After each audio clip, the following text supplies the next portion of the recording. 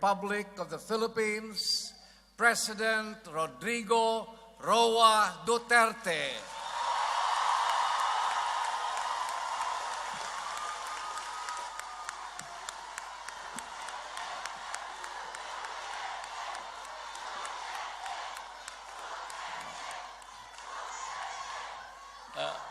Kindly sit down. You know, it is normal for a traveling president to have his entourage. So, dala-dala ko po yung mga cabinet members, yung iba, warrior, introduce ko lang sa inyo because we are the guys working for you in the Philippines. I'd like to introduce Secretary Perfecto Iasay Jr.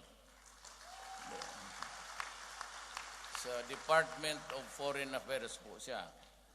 Ang kayong taga Davao, June is from Davao and he used to be a kababata talaga kami. Not exactly day to day but when we took the bar, magka-roommate kami noon sa Marcialo time.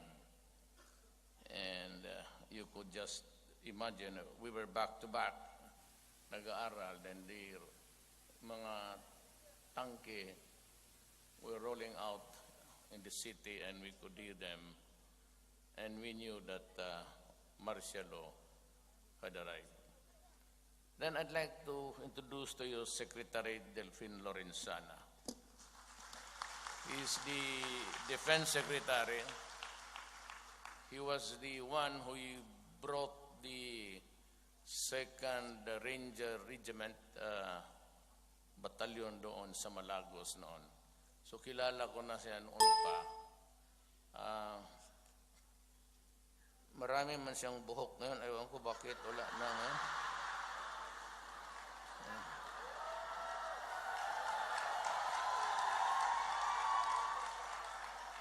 You know, I don't know if you know Pastor Kiboloy. He is Davao-based. And I was the one who told me na yung si Delphi na yan was my classmate sa Cotabato City. It was Notre Dame. And ang kanilang valedictorian. That's why it's no surprise that he became a soldier, had schooling at the Philippine Military Academy. And mayroon ako isang tao na pakilala who's helping a lot of our countrymen, teaching them how to engage in micro and small business. We have been looking for the money to do it. I'm just about 4 months into the presidency. But a lot has been going on. It's important that we educate people how really to manage their property, especially money. Ito yung Salgo Negosyo. I'd like to call on Ramon Lopez, Secretary, the Department of Trade and Industry. And ang ating sunod is the Presidential Communications Office Chief, Secretary Jose Ruperto Martin Andanar. From Mindanao.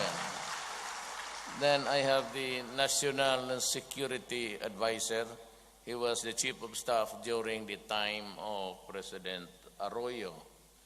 Secretary Hermogenes Esperon Jr. Then may isa tayong bright din. He's a very good senator and a very, very bright guy. Alan Peter Cayetano. And may I call kanyang Mrs. si Lani, Mayor Lani ng Taguig City.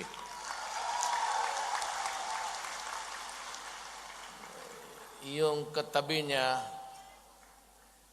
ayoko, baka magalit siya. Huwag na lang.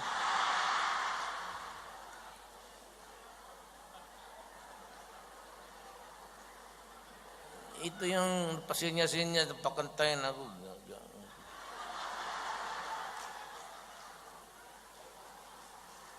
Si ano ito siya, idamay ko na lang si Annalyn Tolentino. Kapatid ito ni Mayor Tolentino na ano nun, ng Tagaytay City.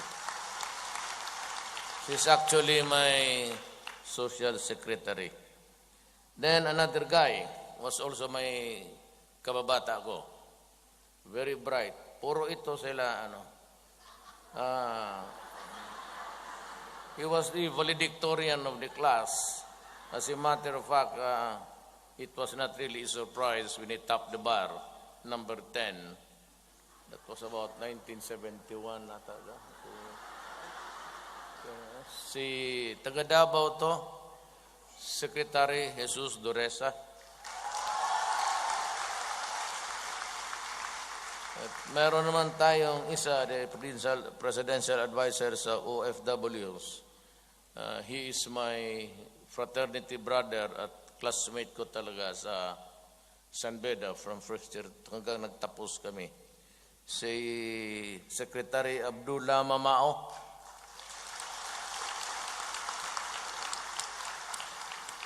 And we have the Mindanao Development Authority, ang chairman si Dato Abul Kair Alonto. Puro kami dito Maranao. You know, I'd like to tell you, I'm not saying this because I'm trying to impress you. It's just to give you the reason why I have this wider dimension than the rest of the guys in the past. Ang nanay, ang lula ko po ay Maranao. Ang lolo ko Chinese. Well, my father, Bisaya talaga.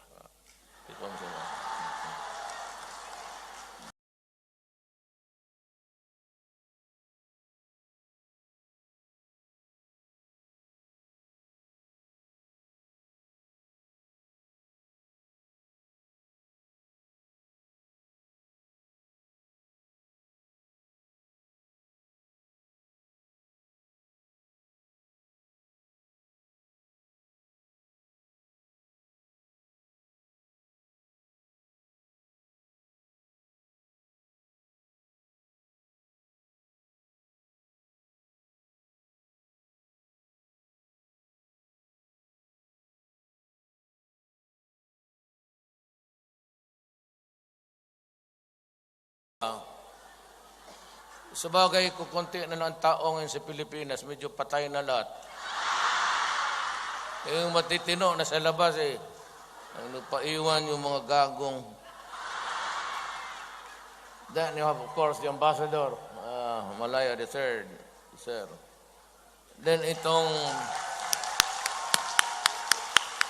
magkaroon kayo ng balita na mga away, hiwalayan, diborsyo, ito yung abogado ng mga celebrity. Karamihan ng ano niya, totoo, karamihan ng mga kliyente yung mga artista. Celebrity Council to si Secretary Salvador Panelo. He's from Bicol.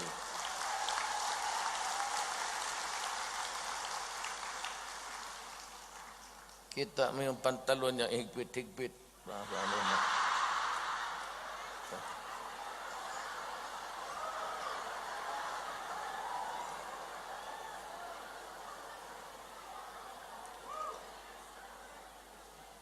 You know, he's, I mean, no offense, but he's the epitome of sartorial, kung ano yung oso. Kung anong oso, yun ang ano niya. Ang problema, ang oso nag-iiba.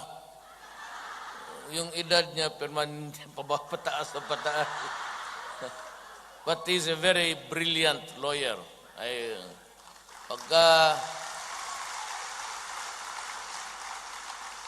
Then we have the Assistant Secretary Charles Jose of the DFA.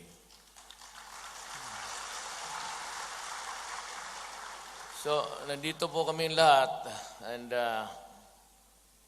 I was kind of thinking along the way, it was good about 30 minutes from the airport na anong ikukwento ko sa inyo. Kasi ganito yan eh.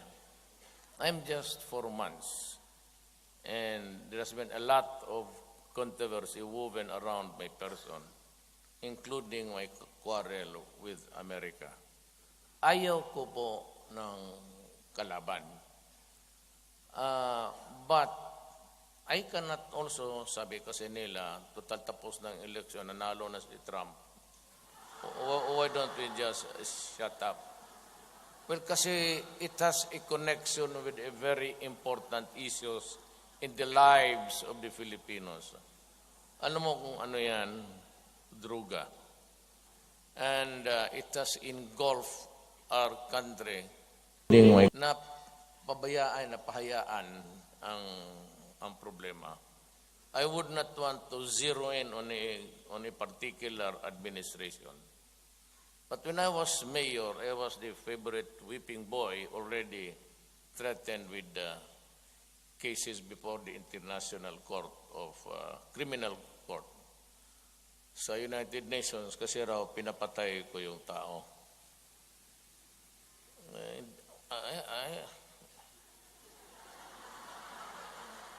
Quarrel with America. Ayaw ko po ng kalaban. You know, ganito. But I cannot also, sabi kasi nila, total tapos ng eleksyon, nanalo na si Trump. Why don't we just shut up? Well, kasi it has a connection with a very important issues in the lives of the Filipinos. Alam mo kung ano yan? Droga. And it has engulfed our country na pabayaan, na pahayaan ang problema. I would not want to zero in on a particular administration. But when I was mayor, I was the favorite whipping boy, already threatened with cases before the International Court of Criminal Court sa United Nations kasi raw pinapatay ko yung tao.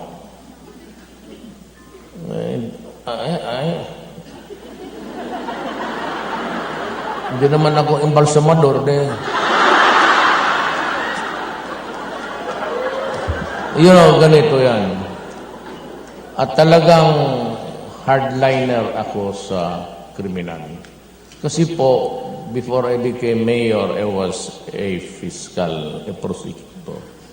And I was doing trial work every day for the government. Kaya people of the Philippines versus ganon. Ang abogado ng people of the Philippines kami, yung tinatawag ninyong prosecutor fiscal. And noon pa, talagang ako yung I'm a very harsh person, lalo na sa krimen. Kasi ganito ang istorya. Our country, parang nasa runway na. It has been rolling there for a time, siguro. Ilang taon na, lahat na pangako, anong klaseng ginagawa ng mga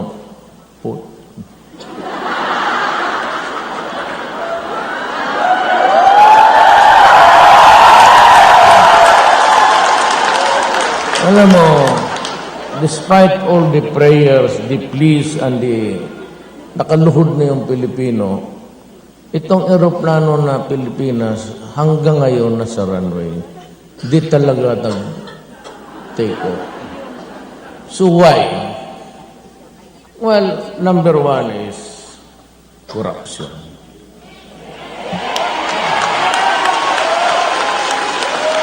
Noon pa yan, estudyante pa ako. I mean, lahat naman ng dumaan sana ng tao diyan, matino naman. Baka. Kasi hanggang ngayon, hirapat. If there was one of the factors that was really pulling us down, it's corruption. Kaya nung pag ganon-ganon ako, wala naman talaga akong ambisyon sa totoo lang. As a matter of fact, I came in late. Substitute na lang ako. Because I was not during on the final day of the filing of the certificate of candidacy. I was not there. Kasi ayaw ko talaga. But nung narinig ko na lahat sila sa stage, without, no, totoo lang, wala naman lang akong narinig na nagmumura dahil sa kriminal. Passing, we'll take care of the order, public order and everything. Just like that, mumbling and lip service lang. Wala akong nakitang tao na kandidato na nagkukwento about Mindanao. Ang problema dyan sa Mindanao na yan, if it is not handled carefully, we might end up a fractured country also. Kasi inahayaan eh. So nobody even was talking about it except me when I finally decided to run. Sabi ko, paano ang Mindanao? Paano kami doon? Now about my city, it's in Mindanao. They said, I've been mayor there for 23 years. Alam ko na ang dinaanan ng hirap namin. Tapos, nobody was talking about how to fix the trouble there. And also, yung criminality. When I ran, wala akong ibang topic na maikwento rin sa inyo eh. Kasi, wala tatahimik mo, wala man akong basta ako trabaho lang, totoo lang. So sabi ko, itong korupsyon. Sabi ko sa inyo, at sinabi ko sa taong bayan, ako po ay maliit na tao lang. I come from a corner in Mindanao, small town, city mayor. I am not even a national figure. Lahat yun sila kilala nationally. Except me, hindi nga nila ako nakikita. And in public, I kind of, mahihain ako na tao na I don't not want people calling out mayor, lalo na sa Maynila. Mas mabuti kung hindi maupansinin, mas maganda para sa akin.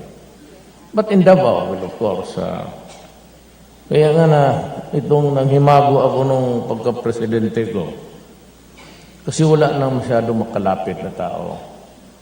Gusto ko kanina dumugin kayo. Nakalinya.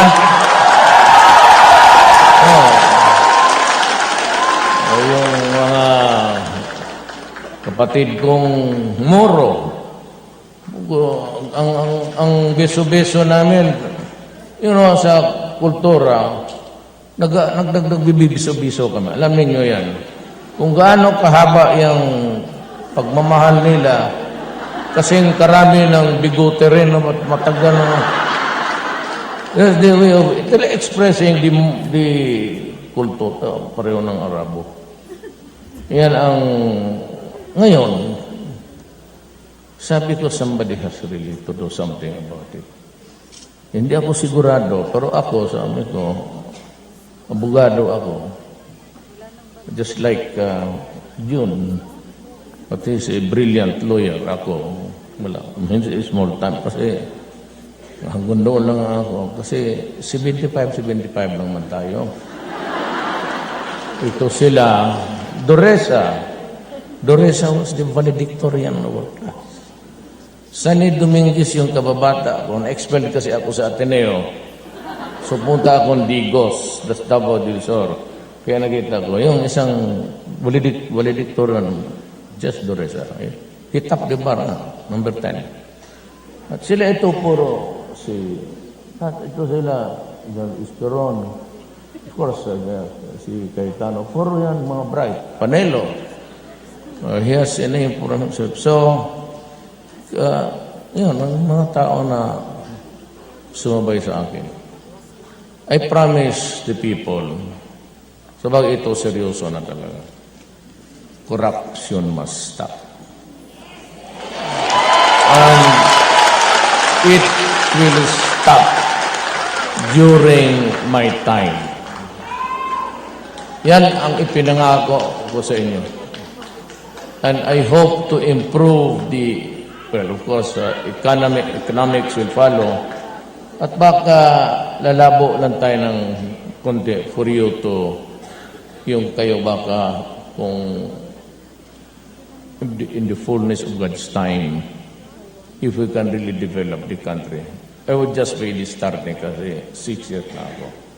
Pero sa 6 years na yan, sabihin ko sa inyo, I've always reminded everybody in government, walang korupsyon. Zero. Kasi,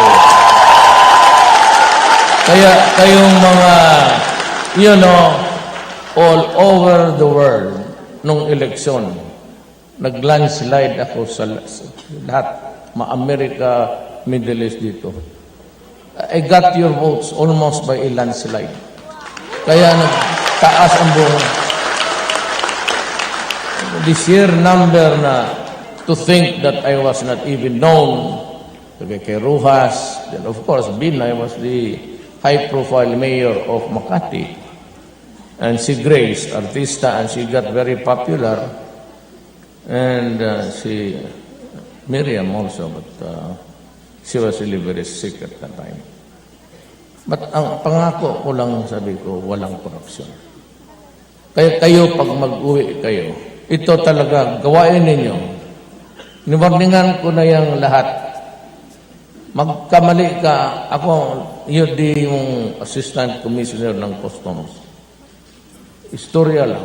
Sabi ko, not even a whisper like Caesar's wife. May marinig na ako konti, out ka. Hindi na ako magsusugal kung totoo ito hindi. At saka malaman ko ng malaman. Sabi ko, panahon naman, at least during my time sa kiliit-liit ko, I would just like to be remembered as one who really tried something good for our country. Kaya mauwi kayo yung mga ninyo. Make a scene. Alam mo, mga Pilipino are so timid. Makakita ko lang naman naka-uniforme dyan, tapos nagtitingin-tingin sa inyo, tapos kukunan yung isa. Yung personal use. What's in ibigahe yung Huwag din yung sabi, tangin mo, sampalin kita dito.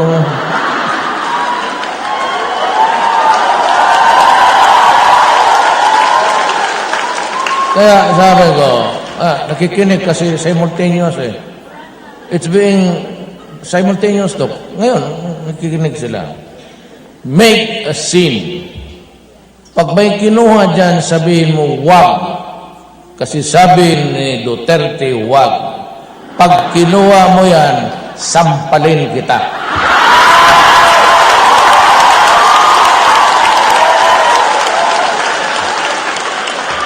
Alam mo, all personal effects.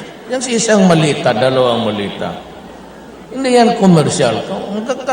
Kung biyahira ka sa Hong Kong, ibang istorya yan. Bulto por bulto yan eh. And that's why, awa naman, there's corruption. Ang masakit pa dito sa Pilipinas, yung mga biyahira, taga Pangasinan, taga Pataas sa Luzon, hinuhold up pa, kinikidnap, pati yung karga niya, pati siya, hindi mo na makita. Yung magano na, sabi ko, mahirap to. Kasi ako, nung mayor ako, isa lang ang sinabi ko, umalis kayo ng Davao. Kung nasa droga ka, nasa kidnapper ka, umalis ka ng Davao, kundi papatayin kita. Yun ang umpisa. Kaya those were the words that got me into trouble. Kasi noong nag-presidente ako, sinabi ko, sa lahat ng campaign sorties ko, do that with the people. Wag mong galawin ang Pilipino, wag mong ilulong sa droga, do not destroy my country, do not destroy our generations. Kasi kailangan namin yan to run this country when we are about to go. Ito yung mga bata nagbigay ng medisina sa iyo, magbayad sa ospital, sisirain mo sa talagang papatayin kita. At nakikinig ulit yan sila. Sabi nila, bakit ako gano'n? Wala akong ibang alang-alang masaya na, alam mo, parts. Di ba, maghinto ka lang na ng droga. May 23 years as mayor. Yan sila, dumaan niya ng, ito si Bato started his career as a second lieutenant pa noon. Bata pa rin ako, fiscal mo. Ako yung ninong niya sa kasal. Kung magpakasal ako ngayon sa kanya, siya ang palit kami, siya na ang ninong ko. Kaya, dahil wala talaga. The crime was, may bata nire-rape, nakahiga ang side do, kakargahin pa lalagay sa ilalim ng jeep. 1 year old, 2 year old, this world is getting crazy. And it's all because of drugs. Kasi yung droga kasi, if you use it incessantly, constantly, it will shrink your brain. Kapag ang utak mo ay kulubot na, it shrinks. Sabi nga na, ang mga Amerikano lang rin may sabi, then rehabilitation is no longer viable. Hindi na pwede.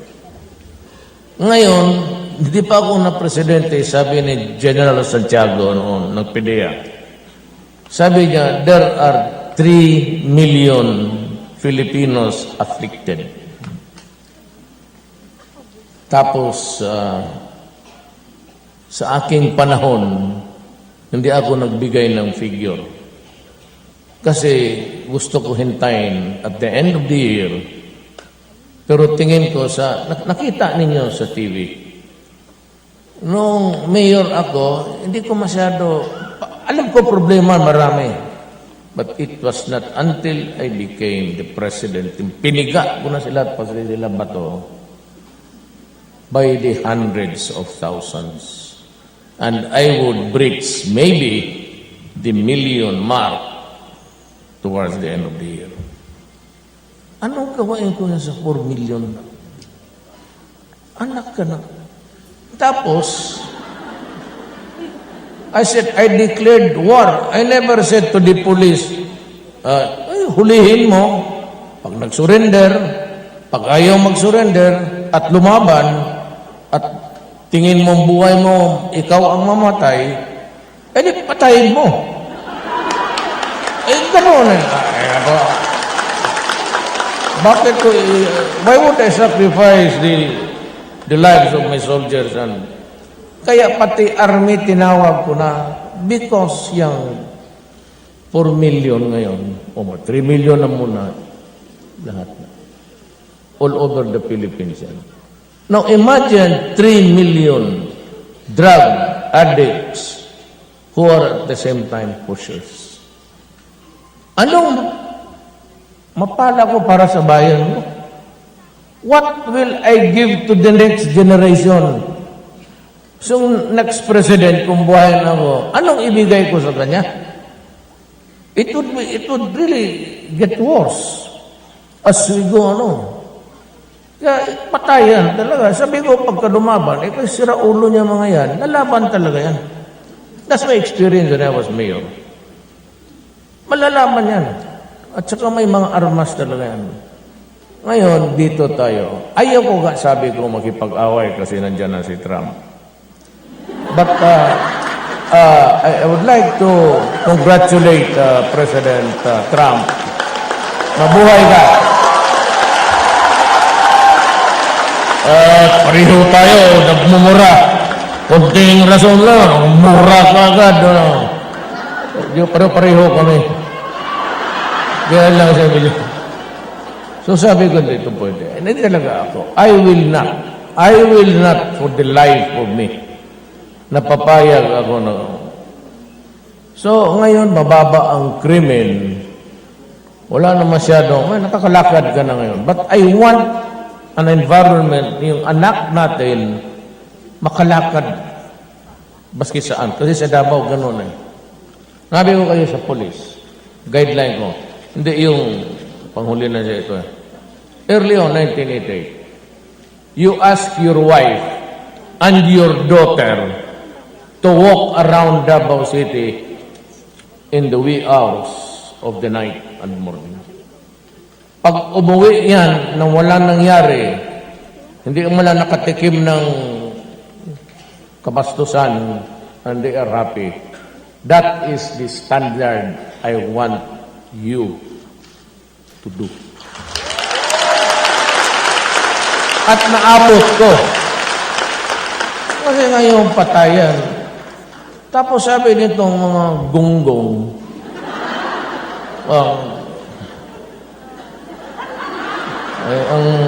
ang paghuli kasi pinasok talaga sa jail, pinagbabaril eh. Because they were serving a war, but the mayor was still armed and he chose to fight. So, bakit ngayon maraming patay? Sabi ng yung mga yun. Sabi ko, ikaw human rights, isa ka rin gunggong. Alam mo, noon kasi ang pulis ayaw magtrabaho.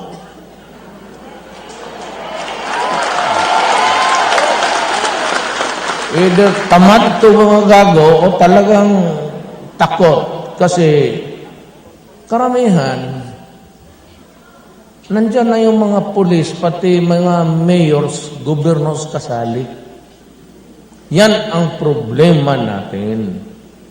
We have become a narco-politic state. Kaya mga mayor noon, kung maglalakad, taglimang bodyguard dito, may masinggar pa dyan.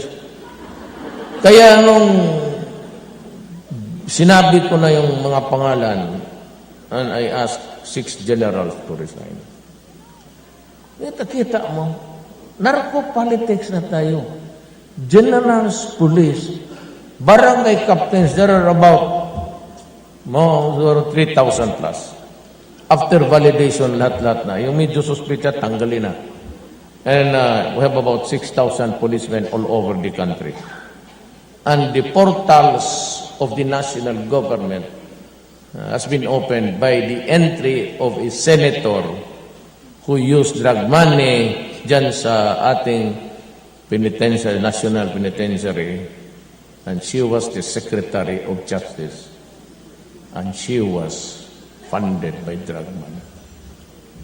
Yan ang warning ko sa inyo. Because lahat ng bumagsak sa Latin America because of drugs.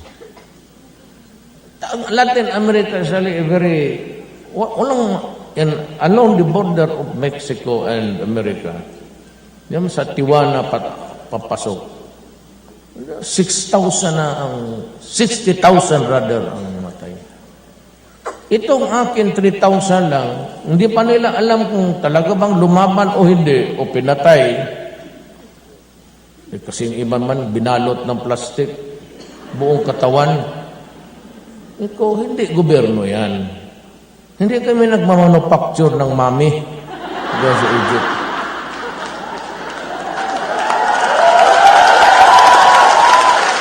Tapos, gusto nila ako, ito ang problema. Kaya, makinig sila. Because I cannot evade the issue, I have to tell my countrymen what I have done and what were the consequences or are the consequences. Binira ako ng human rights. Una, yung tigapagsalita na lang, sino yung putang. Sige ako criticize, you know. Then, ang State Department. Ang ayaw ko, every time that they bring out the issue of human rights, there is always that added statement na yung aid ninyo, yung assistance ninyo, hindi namin ibigay. Yung iyo naman itong mga bugok na You know, it is not a crime to declare, I will kill you if you destroy my country. What is wrong with that? And I said, if you destroy the youth of my land, I will kill you. It's a legitimate expression. It is defense of a race na yan, not even self-defense. I'm trying to preserve the Filipino from perdition. Noon ang hindi nila alam. Akala na kayo nila kung ano, they talk as if we are still the colonial subjects. Noon dito, they conquered Britain. Kinuha na itong Malaysia. Indonesia was occupied by the Dutch. Ang Pilipino, ang Spaniards. But when they say something about itong Amerikano, parang nandito pa sila because after the Spaniards, they came, dito may away sila, gera, the American-Spanish War, and they lost yung Spaniards and they had to cede. Sinurrender nila yung Marianas Island, including Mexico. And the Philippines. Spaniards stayed for 400 years. Sino mamagligaya niya? Basta sabihin mo 400 years ago? Bakit? It's just easy to say na maligaya ka sa 400 years. And then the Americans came, who were ceded by the Treaty of Paris. Binigay tayo sa Amerikano and they stayed in the Philippines for 50 years and enjoyed the fat of the land.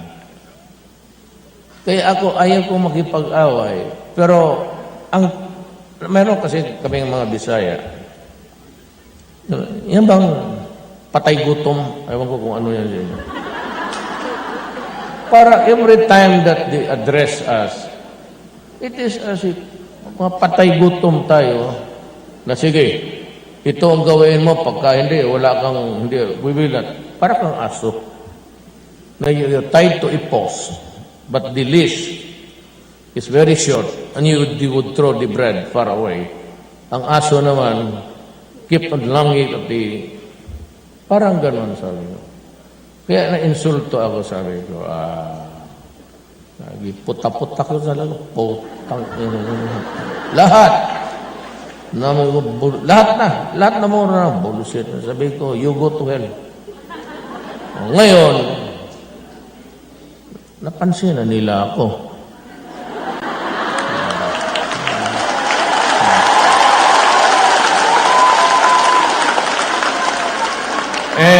Magtanong ka, sinong presidente ng Uruguay? O Paraguay o Paraguay? O sinong mayor ng New Orleans? O sinong presidente na itong sa Gabon? Sabi mo, sinong presidente sa Pilipinas? Duterte.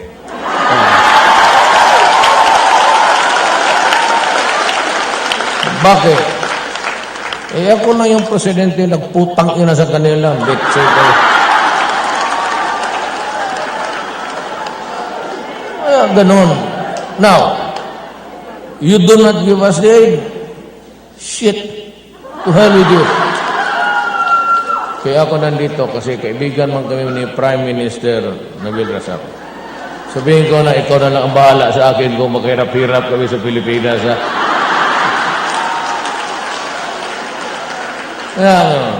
We have to put things in order.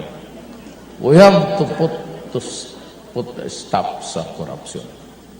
Importante talaga yan. Kaya kayong mga Pilipino, ngayon ako na ang presidente, be assertive.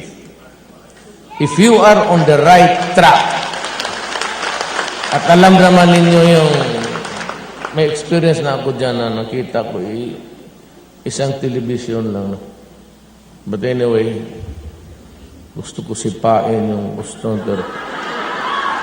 Yung gano'n na, sabi ko, stop. Nang alam ko na noon, ang buhay nila maganda. Aside from the sweldo, mayroon yung mga gano'n. Pero ang panahon sa buhay dito, panahon-panahon. Noon may panahon, you took advantage with, fine. Kalimutan ko yun. Huwag ngayon. Kasi pag sa akin ngayon, talagang habulin kita. Sa totoo lang, kung ayaw mo makinig, papatayin talaga kita. Sa totoo lang. Bakit pati yung police niya batuhan ko?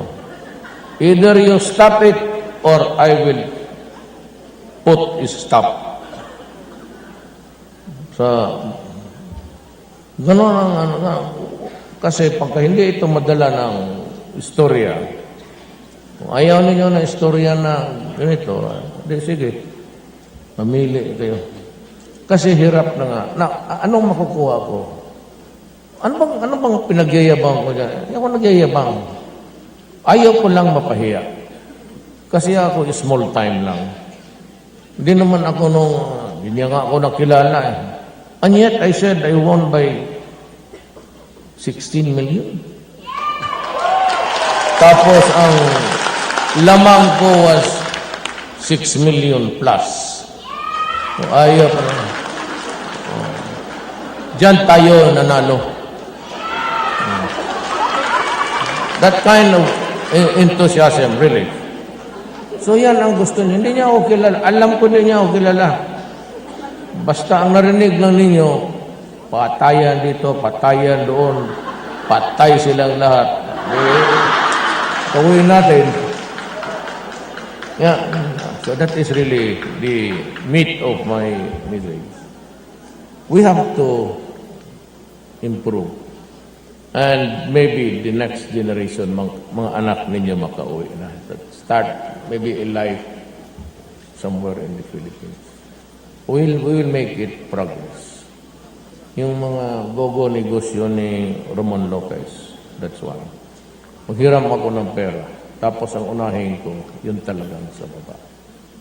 Alam ko ang sinasabi ko sa kanila, so in a cabinet meeting, sino ba itong pinaka-baba? Sa ako sa taga-Davao ako. Taga-Davao, ito si Jess Doresa, nakita niya. Pati itong mga bright na, itong mga valedictorian, nakita nila. Sabi ko sa Davao, early dawn, may makita ka dyan, halo-halo.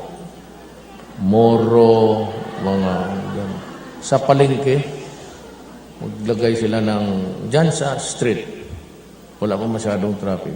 Diyan sa simento, sa asfalto, kamatis, at 6:30, wala na, hipos na yan sila. Yan lang ang kita nila. Kaya sabi ko, karong, unahin mo muna. Walang pili yan. Kaya ako, hindi rin ako makaano, kasi wala ka mang ano sa akin. I cannot be a zealot of Christianity because I have a Muslim blood. Baski konti, talagang lula ko, iligan kami, ang bahay niya, lumipat na sa iligan. Pumarawi na. Hindi naman ako Kristiyanos kasi in one line, my son, the vice mayor now of Davao City, married a lady, ang nanay Maranao, ang tatay Tausug. So paano ako So I have to dito lang. Dito lang tayo sa gitna. Only what is fair. That's why, kausap ko na si Nor. I think he left for umalis na ba, Jess? Pumayag na siya mag-usap. Now, we are going to begin our talks. I just signed another version sa BBL. For a transition. It is more than just what the BBL provided. Hopefully, we'll start to talk. Then, ang mga komunista, nag-uusap na tayo. So there is wala nang NPA ngayon. Everywhere. Wala na, mga sabukin. Kasi we are talking in Oslo ang panel natin doon, si Jess Duresa. Si the presidential advisor for his project. And siya rin yung he's handling the talks in Mindanao. Kung maawa si Allah, baka talagang makuha natin ang gusto natin. There will be peace in the land. Ako, pag nagawa ko yan, walang korupsyon at nagkaroon tayo ng kapayapaan. Sabi ko nga, hurry up, i-federal talaga natin. There is no way that we can have peace in Mindanao without going federal system.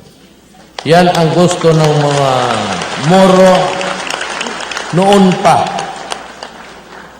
At yan ang gusto ng mga komunista.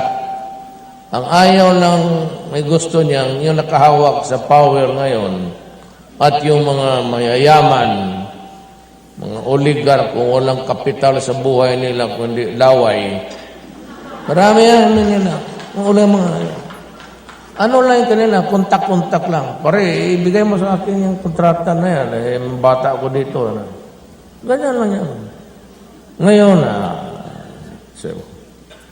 wala yan. Ako nanalo, walang pera. Wala akong utang na loob.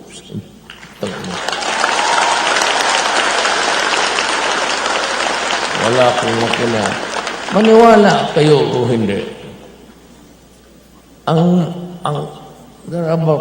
Ilan ba mayor sa Pilipinas? 70. Hindi, mayor. Ang governor, that's about 70. 1,006 ang mayor. Sa Luzon, sa akin si Amy Marcos lang. Pati si Garcia ng Bataan. Sa Mindanao, well, of course, landslide ako, pero wala akong, ang gobernador kaisa-isa lang.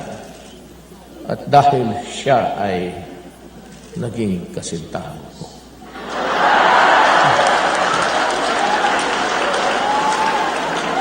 Tanda na siya ngayon, but she became mayor when she was only 27. Ako naman noon, 42 lang ako. Bata pa kami. Kagabi nandoon siya sa Malacanang. Nahila ko sa isang kanto. Sabi ko sa musika, musika dyan. Halikan ko lang itong... Pero hanggang dyan na lang kasi may asawa, baka mapatay tayo. Ngayon, meron na. Noon, wala. So yan ho ang mensahe ko sa inyo. You have to be assertive. Yun lang ang kailangan ko sa inyo. Na pag may maghingi, tapos tama, di bayaran mo. Magtawad ka. Pero sabihin mo yung extortion, yan. Sabihin mo, I will not give you a cent ni isang sentabo kung gusto mo sampalin pa kita. O total, kasi magkaroon ng gulo yan sa airport. Siyempre, magtanong ako, ano nangyari doon? Sinampal ng mga babae galing Malaysia.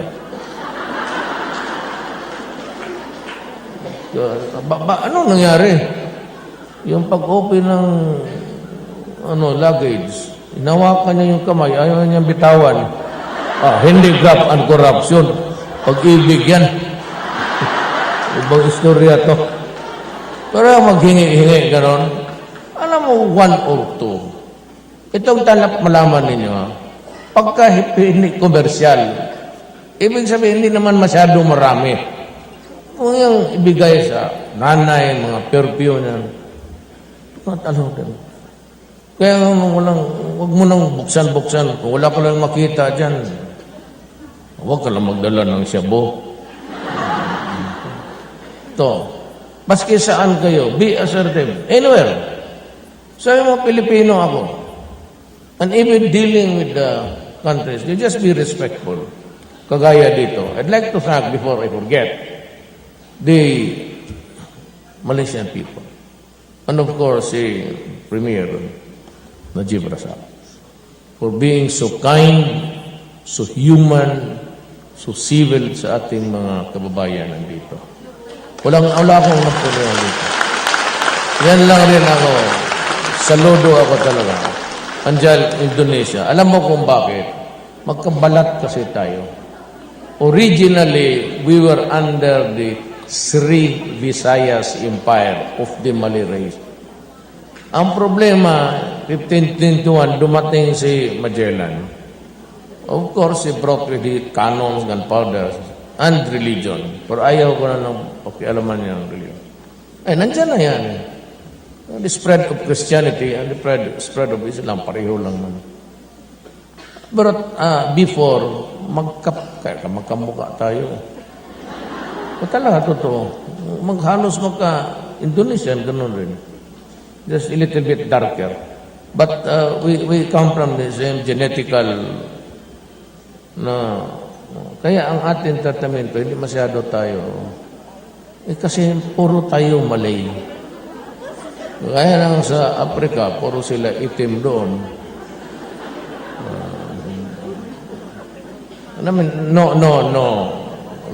No offense in that. Pero parang ganun. Genetica pareho tayo. South America, halos sila, puro mga conquered by the Spaniards also. So that's how it came about that we live in this world of. So you have to have the humanity. But the thing I can really promise you is there will be no corruption. Absolutely. And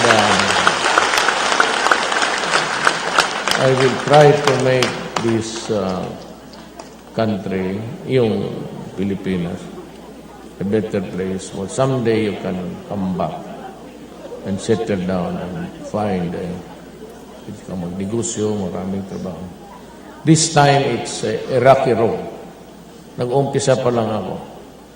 And I just, itong human rights nga. Sabi ko sa human rights, if you have the evidence, file it in law.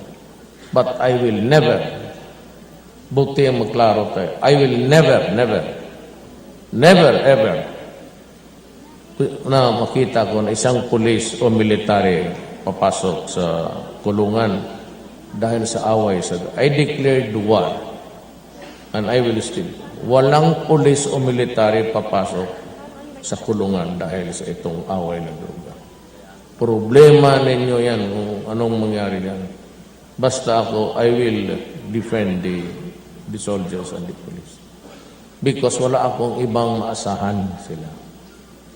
That's why I have to protect them because they are also at the same time doing the duty to our country. So with that, magpaalam na kami. I still have another important meeting. Itong amin ni Premier, meron lang kaming kunting usapan. Then after that, I will fly back. But someday, baka pagbalik ko, kita pa rin tayo. Palagi man ako dito. Palagi ako dito. Kaya nagmumotor kasi ako. Hindi, panood lang. The tourism Malaysia, they always invite me to be basta yung karera ng motor. Kasi mahilig ako magmotor. Pati yung, pero wala tayo yung Formula 1. Palagi ako guest nila dito. Kasi alam nila hilig ko. Pero may isa akong hilig na hindi nila alam. Kayo lang. Maraming salamat po. Marami pong salamat, mahal na Pangulo, sa inyong talumpati. And now we would like to request everyone to stand, to remain standing for one selfie shot with the President.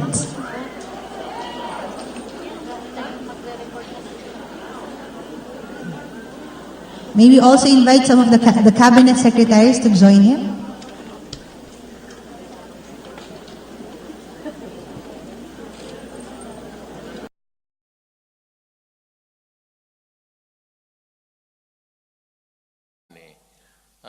Ito yung Salgo Negosyo. I'd like to call on Ramon Lopez, Secretary, the Department of Trade and Industry. And ang ating sunod is the Presidential Communications Office Chief, Secretary Jose Ruperto Martin Andanar. From Mindanao.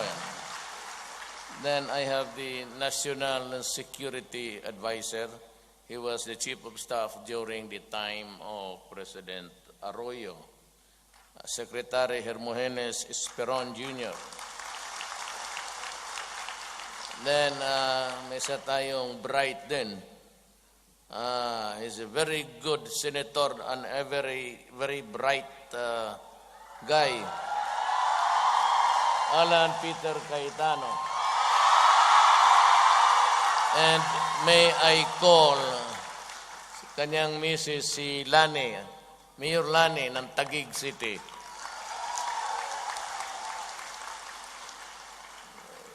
Yung katabi niya, ayoko, baka magalit siya. Huwag na lang.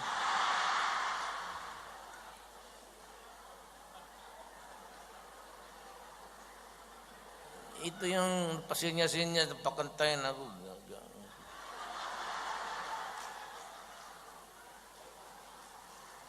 Si ito siya, idamay ko na lang si Annalyn Tolentino. Kapatid ito ni Mayor Tolentino na nun. Republic of the Philippines, President Rodrigo Roa Duterte.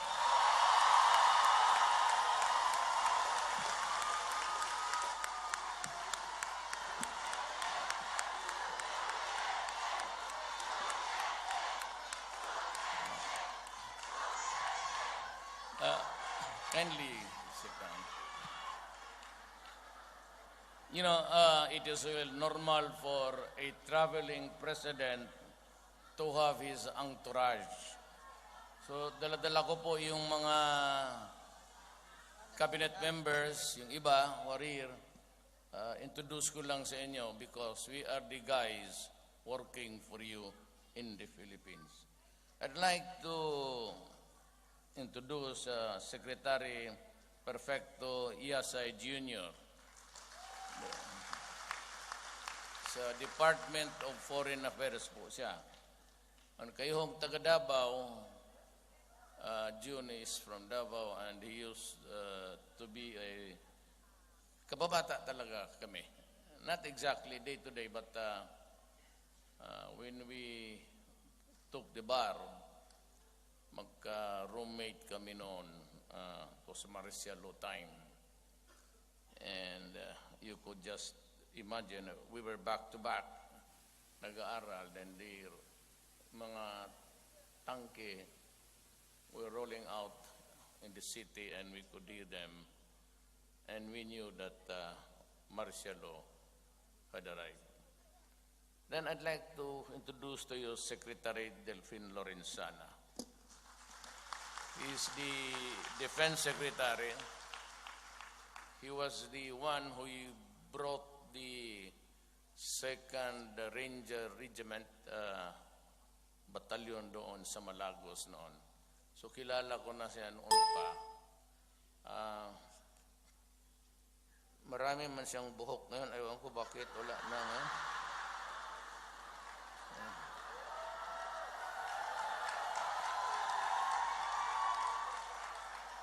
You know, I don't know if you know Pastor Kibuloy. He is Davao-based. And he was the one who told me na yung si Delphi na yan was my classmate sa Cotabato City. It was Notre Dame. And ang kanilang valedictorian. That's why it's no surprise that he became a soldier, had schooling at the Philippine Military Academy. And mayroon ako isang tao na pakilala who's helping a lot of our countrymen, teaching them how to engage in micro and small business. We have been looking for the money to do it. I'm just about 4 months into the presidency. But a lot has been going on. It's important that we educate people how really to manage their property, especially ng Tagaytay City. She's actually my social secretary. Then another guy was also my kababata ko. Very bright. Puro ito sila, he was the valedictorian of the class. As a matter of fact, it was not really a surprise when he topped the bar, number 10. That was about 1971 nata. Si taga Davao to, Secretary Jesus Duresa. At meron naman tayong isa, the presidential advisor sa OFWs. He is my fraternity brother at classmate ko talaga sa San Beda from first year hanggang nagtapos kami. Si Secretary Abdullah Mamao.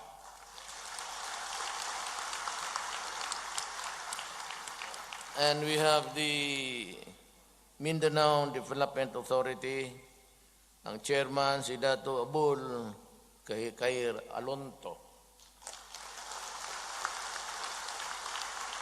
Puro kami dito Maranao. You know, I'd like to tell you, I'm not saying this because I'm trying to impress you. It's just to give you the reason why I have this wider dimension than the rest of the guys in the past. Ang nanay, ang lula ko po ay Maranao. Ang lolo ko Chinese. Well, my father, Bisaya talaga.